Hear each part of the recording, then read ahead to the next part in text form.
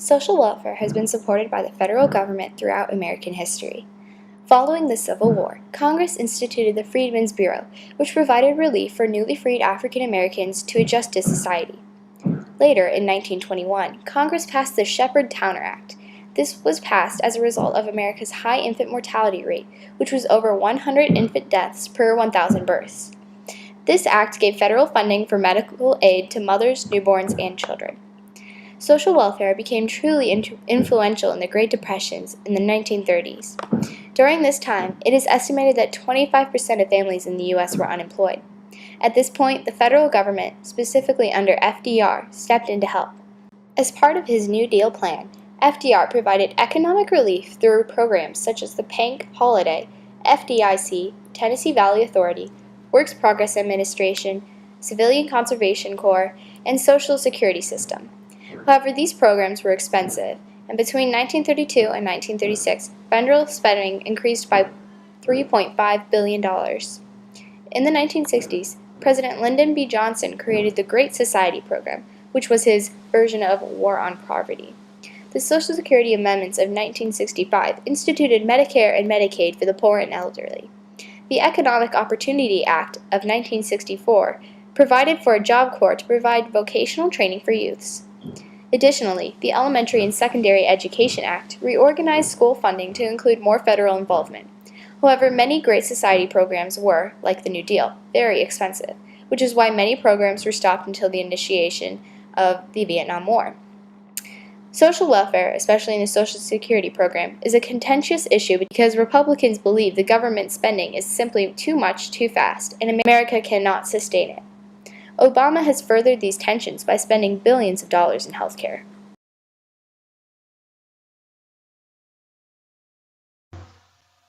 The Social Security program is intended to help those who are retired at the age of 65 and above. Social Security is paid by the taxes from workers and employers, and as the number of employers and workers decrease, the amount of money provided for retired people decreases. The problem with this method is that when the baby boomer generation retires, the amount of workers' tax revenues will not outweigh the Social Security payouts. Medicare is a federally funded program. When workers start to receive their salaries, the money used for Medicare automatically is taken out of their salary. Depending on your birthday, this money comes into play when you are in your mid to late 60s. Medicare is essentially supplemental health insurance for retirees. It helps pay for hospitalization, doctors, special health plans, and medicine. Medicaid is a state-funded program typically paid through income taxes, although it does not get some federal funding. It is meant to be a program of last resorts. People who apply for Medicaid are accepted based upon age, disabilities, and finances. A variety of people rely on Medicaid, including college students who need insurance, families with a family member suffering from a long-term illness causing them to lose insurance, those who are in need of financial assistance, and often people who get stuck in poverty cycles.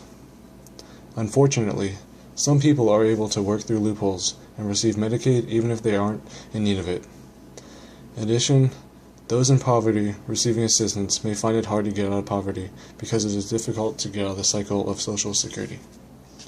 Some people do not apply to social welfare programs even though they need it because they are overly confident.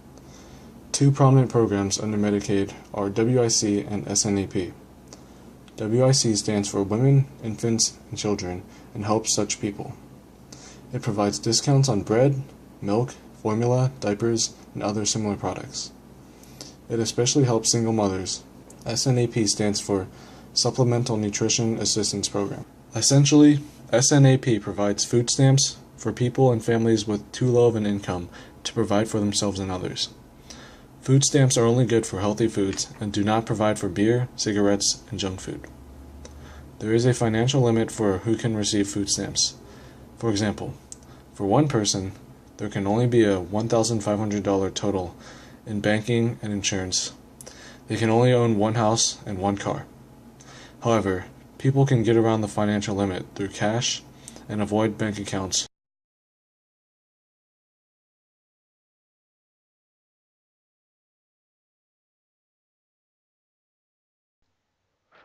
Welfare programs help the economy by helping out disadvantaged citizens, retired citizens, and the lower class. It also helps the nation's medical services and health. For example, Medicare causes more medical facilities to be built and more medical investments to be made, which in result leads to healthier citizens. Welfare programs also create social service jobs and provides programs to better citizens, which helps them obtain jobs. Social Security helps the United States economy by increasing the amount of money being created with each payment of Social Security. This will lead to an increase in job fundings, which will lead to an increase in tax revenues. This increase in tax revenues will help stimulate the economy and help fund government operations. Medicaid can also help the United States economy by providing economic relief to states when there are budget uncertainties in the state, so it can help save the state's economy.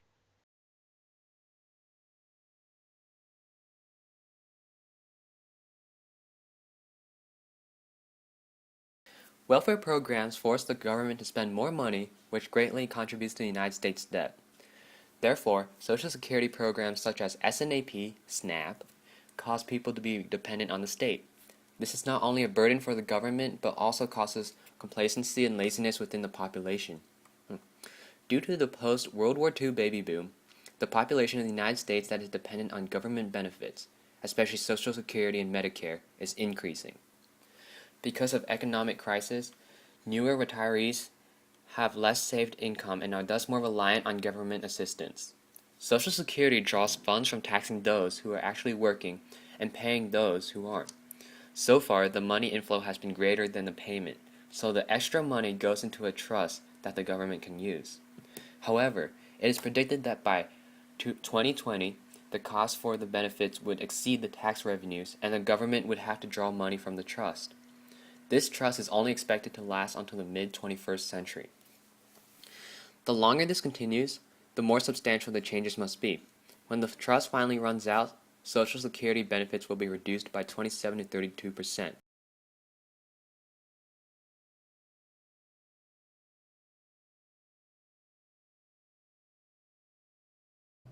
Increasing federal spending on social welfare would significantly reduce the population of people who live in poverty because they would be receiving more financial aid.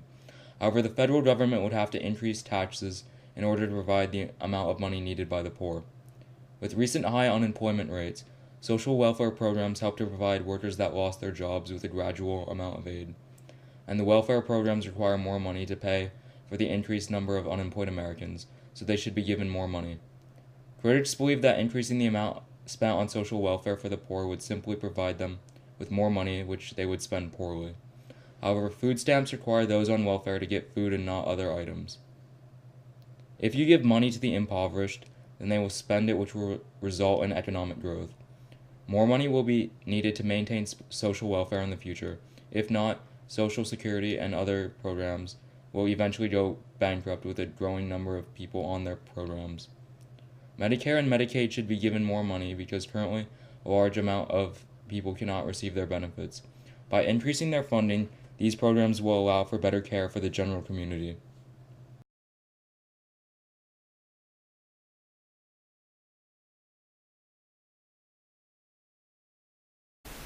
Decreasing the amount paid out to the poor will keep America from being buried in debt. Also, maintaining or increasing current federal spending means increased taxes for American citizens. Current federal social welfare programs are far too costly to keep up. As earlier stated, the amount of money paid out by the Social Security program will exceed required tax revenues by 2020. By then, the Social Security program will pull money from the National Trust Fund, which then is only expected to last until 2052 at the latest. Eventually, America will be unable to lift itself out of its accumulated debt, destroying the national economy. National social welfare programs have already pushed America deep into debt. More and more programs will serve only to dig a deeper hole. Additionally, economic safety nets like unemployment insurance encourages laziness. Poor citizens begin to rely on the government for money. They are less eager to find jobs because they already have regular income. Obama's unemployment plan includes up to 99 weeks, almost 2 years of unemployment benefits. Countless citizens who are capable of paying their own health insurance choose not to do so as they can depend on Medicaid for free. People become complacent with low-salary jobs and are discouraged from finding better jobs because if their annual wages become too high, they are ineligible for social welfare.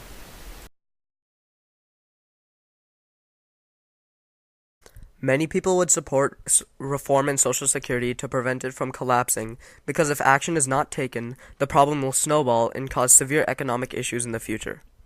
The lifespan of Social Security, for instance, is only about 40 to 50 years, at which point it will go bankrupt and benefits will be drastically reduced. This would not only result in financial disaster for retirees, but it will also force many individuals to return to the workforce. Additionally, by reducing benefits, dependency upon the government will lower, thereby alleviating the financial burden on the government. In 1950, there were 16 workers paying for each retiree. However, as of now, the ratio is only 3.3 workers for each retiree.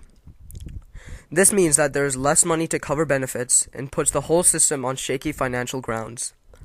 By increasing the number of taxes placed on workers, raising the age of eligibility for Social Security, and saving money in private saving funds such as 401k, Social Security can be saved from economic ruin. As for Medicare and Medicaid, the issue is quite similar. Taxpayers pay about $1 trillion per year just for Medicare and Medicaid. Not only that, but the program costs for these welfare programs are higher than the money that is even available for them. An estimated $100 billion is wasted per year through fraud. This lack of money contributes to worse care for patients because many physicians don't accept Medicaid patients since the program just doesn't have enough money to pay them adequately. Simply by raising the eligibility age for Medicare and by targeting assistance to those who need it most, such as poor people rather than wealthy people, millions of taxpayer dollars can be saved.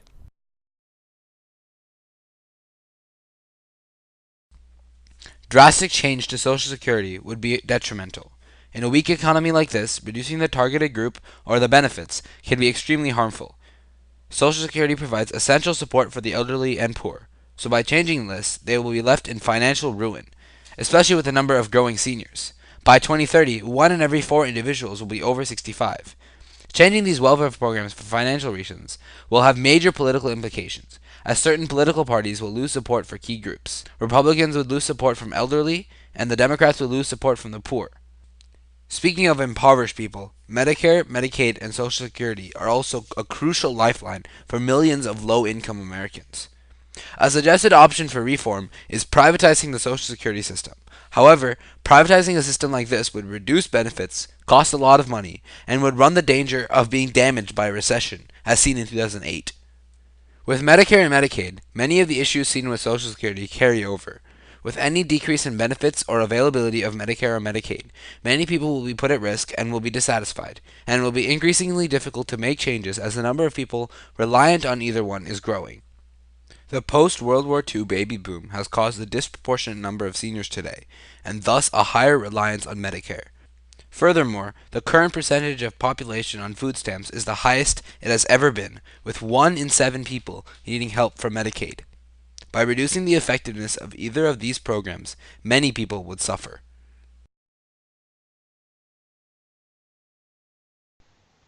Social welfare programs are helpful to people who are impoverished and are in need of economic aid.